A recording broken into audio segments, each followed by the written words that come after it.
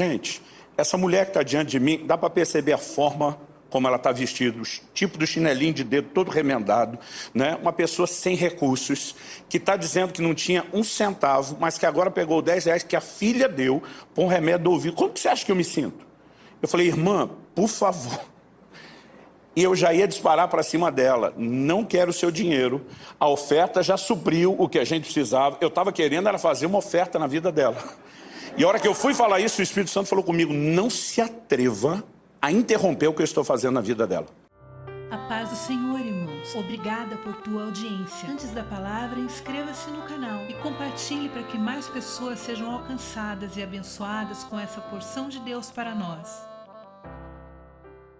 Há uma lei, né? Depois do dilúvio, em Gênesis 8:22, Deus diz, enquanto a terra durar, não deixará de haver semeadura e colheita, frio e calor, verão e inverno, dia e noite. Quando Deus fala semeadura e colheita, não é só daquilo que é natural. Em Gálatas 6, nos versículos 7 e 8, a Bíblia diz, não se enganem, de Deus não se zomba, pois aquilo que a pessoa semear, isso também colherá. Quem semeia para a sua própria carne, da carne colherá corrupção. Mas quem semeia para o Espírito, do Espírito colherá vida eterna.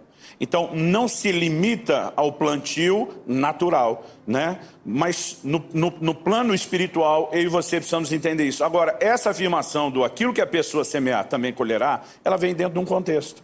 O versículo 6, o anterior, diz, aquele que está sendo instruído na palavra, compartilhe todas as coisas boas com aquele que o instrui. E na sequência diz, aquilo que a pessoa semear, isso também ceifará.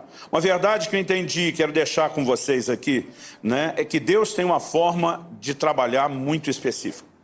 Normalmente, eu ficava, quando lia a história de Elias, né, Elias está lá, a seca chegou, como foi profetizado, ele está bebendo o ribeiro de Querite, mas o ribeiro começa a secar, e de repente Deus dá uma palavra para ele. Levanta-te, está lá em 1 Reis 17, vai a Sarepta de Sidom, porque eu ordenei a uma mulher viúva que te sustente.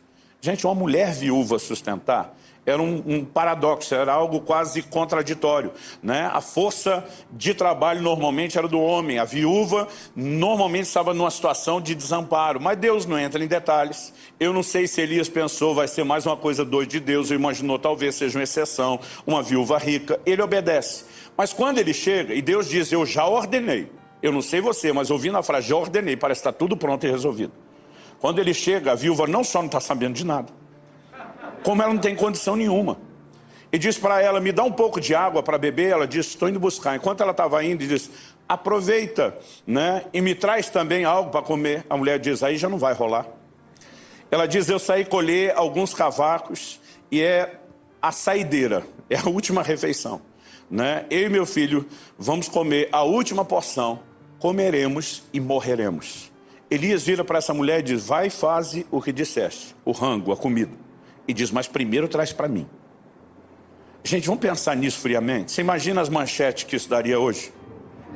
Profeta, né? Aproveitador, tomando a última refeição de uma viúva com a sua filha, com a sua criança. Mas o Elias não diz só para ela, olha, vai lá, faz para mim, eu como e você não. Ele diz, porque assim diz o Senhor. E aí ele libera uma palavra de Deus, né? Ele diz, não vai faltar o azeite, verso 14. Porque assim diz o Senhor, Deus de Israel, a farinha da panela não acabará e o azeite do jarro não faltará, até o dia em que o Senhor fizer chover sobre a terra. Foram 3 anos e meio sem chuva. Acredita-se que o tempo máximo, assim, dilatado, exagerado, por ribeiro de Querite secar, pelo volume de água que ele tinha, seria no máximo 6 meses. Se essa for estatística, tínhamos ainda 3 anos de fome. Se a gente exagerar e muito, pelo menos 2 anos de fome pela frente. A palavra que diz é até o dia em que o Senhor fizer chover sobre a terra. A farinha não vai acabar, o azeite não vai. O verso 15 diz, a viúva foi, fez segundo a palavra de Elias, e assim comeram ele, ela e a sua casa durante muitos dias. A farinha da panela não acabou, o azeite do jarro não faltou, segundo a palavra do Senhor anunciada por meio de Elias. Você consegue imaginar isso? Vamos tentar trazer para hoje? Durante 2, 3 anos, você metendo a caneca na lata de arroz ou de feijão e aquilo não termina. Você consegue imaginar a mesma coisa em relação ao óleo? Um milagre de provisão, de multiplicação contínua? Vamos pensar numa versão moderna da coisa? Você bebendo 2, 3 anos de leite, e o leite não para de sair daquela caixinha longa-vida, e não acaba e não azeda.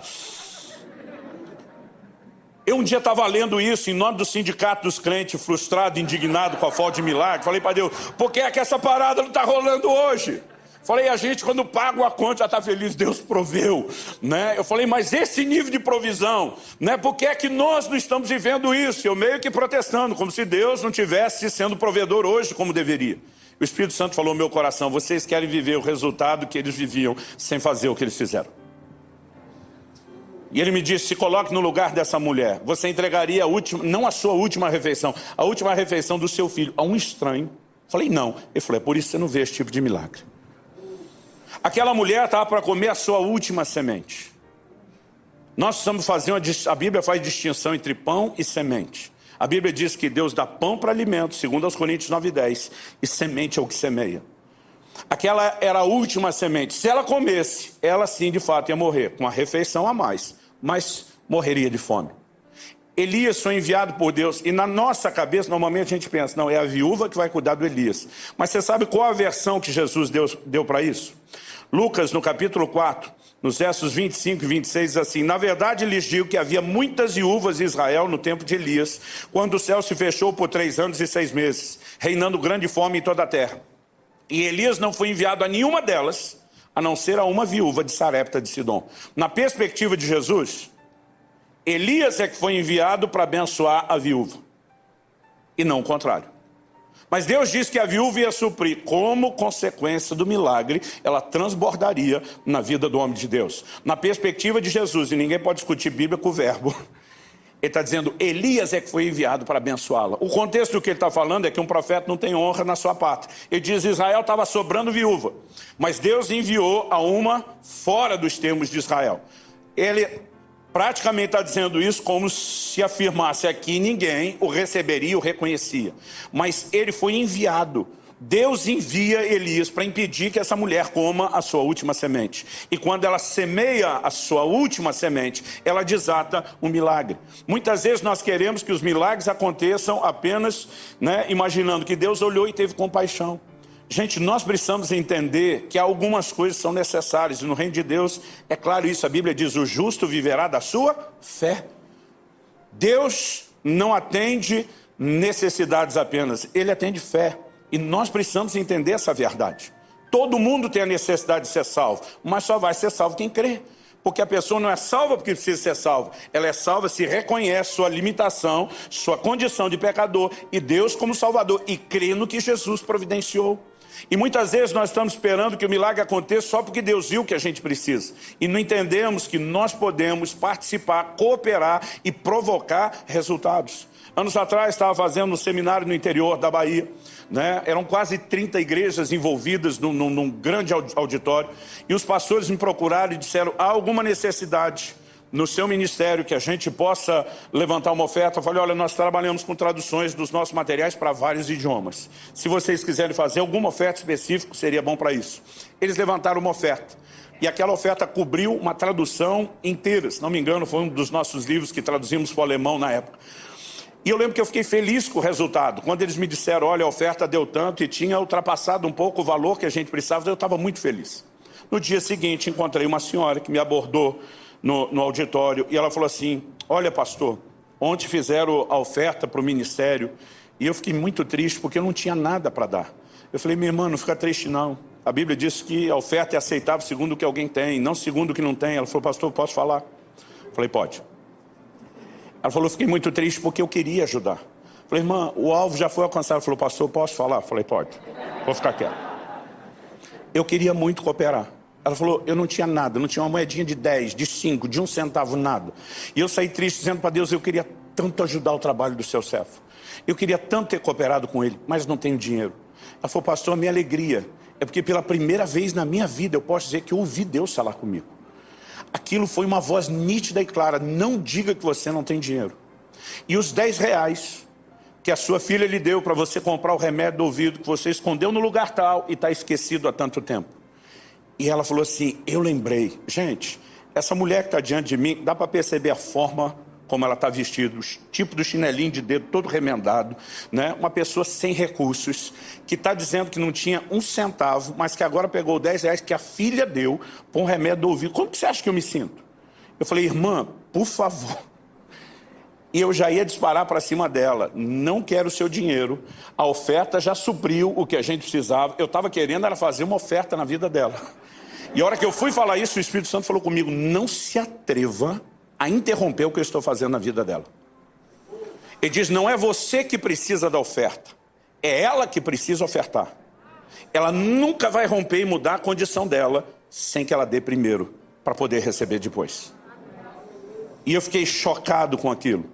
Eu lembro que ela entregou os 10 reais, chamei alguns dos pastores, estavam na organização, falei, vem cá, oramos, botei o dedo no ouvido dela, falei para ela, nunca mais a senhora vai precisar desse remédio, em nome de Jesus. Mas sabe, querido, algumas vezes, e a minha situação não chegar nem perto da de Elias.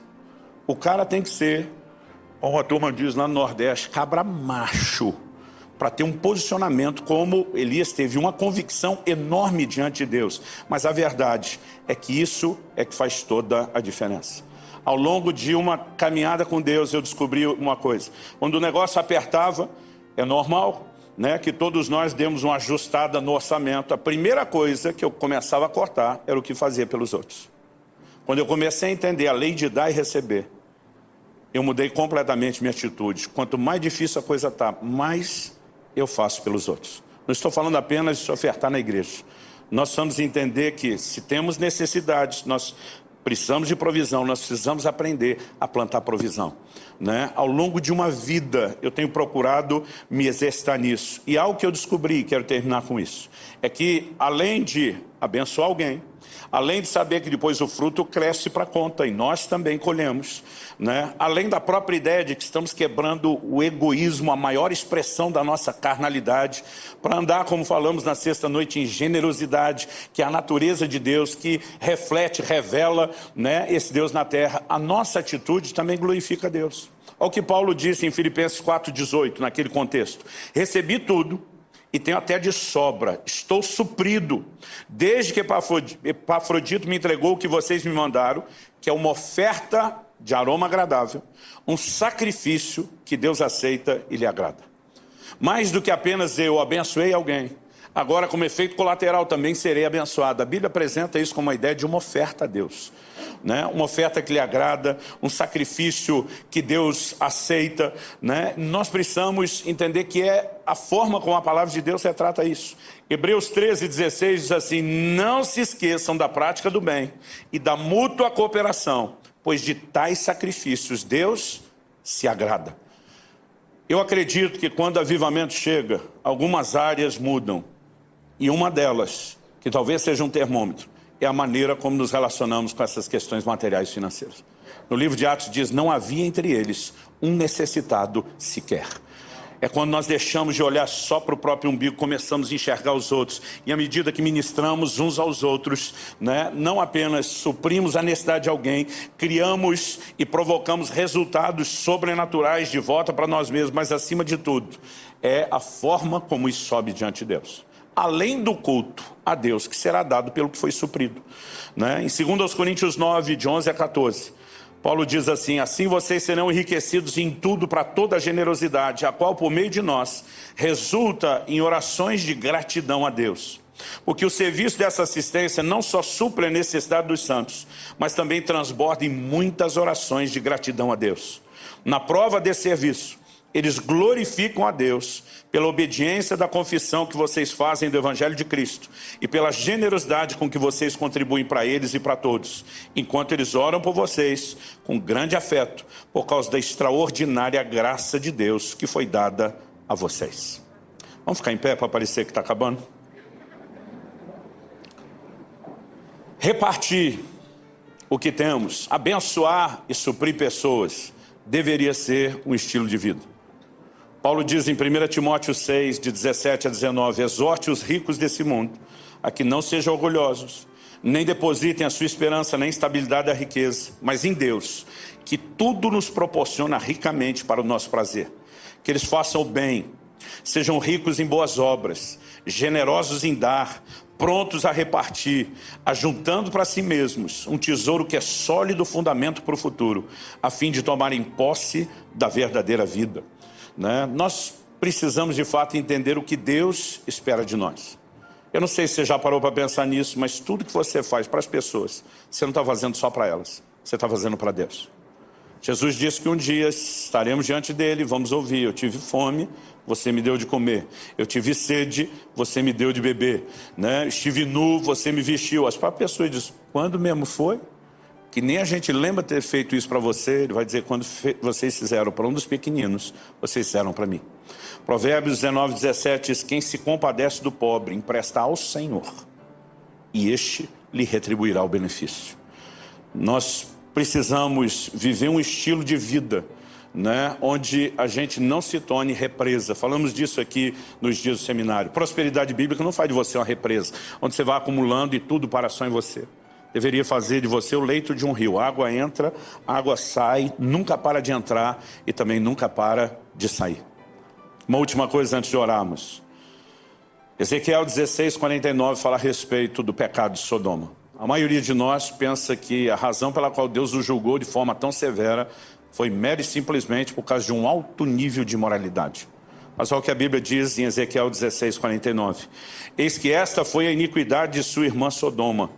Ela e suas filhas foram orgulhosas, tiveram fartura de pão, próspera tranquilidade, mas nunca ampararam os pobres e os necessitados. A grande acusação de Deus, a grande denúncia, não parou no alto nível de imoralidade praticado por eles. Diz: tiveram fartura de pão, próspera tranquilidade, mas nunca ampararam ninguém. Que Deus nos ajude a viver um evangelho onde o nosso entendimento de investimento não seja só de uma maneira direta o reino de Deus quando pensamos na igreja. É lógico, queremos promover o avanço do evangelho, que é a melhor dádiva que podemos dar às pessoas. Muito mais do que só alimentar ou vestir o corpo, que é algo temporário. Nós queremos ver a eternidade das pessoas decidida. Não vamos discutir a importância disso, mas que possamos viver também um estilo de vida, onde sempre a gente possa cooperar, suprindo necessidades, suprindo necessidades das pessoas. E esse plantio de provisão sempre redunda numa colheita de provisão. Você recebe essa palavra em nome de Jesus.